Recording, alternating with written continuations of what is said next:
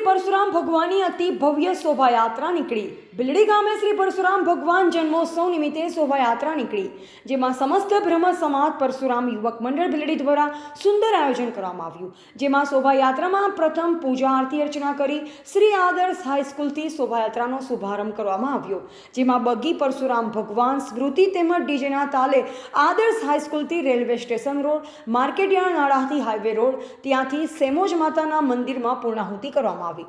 જેમાં ભૂદેવો માથે સાફા તેમજ ખેસ પહેરી બોડી સંખ્યામાં પરશુરામ યાત્રામાં જોડાયા, જેમાં અલગ અલગ દાતાઓ દ્વારા સાથ સહકાર આપવામાં આવ્યો, તેમજ રસ્તામાં ઠંડા પાણી શરબતની પણ વ્યવસ્થા કરવામાં આવી, તેમજ સમોજ માતાના મંદિરે શોભાયાત્રાની પૂર્ણાહુતિ કરવામાં આવી અને ત્યાં ભોજન પ્રસાદનું આયોજન કરવામાં આવ્યું।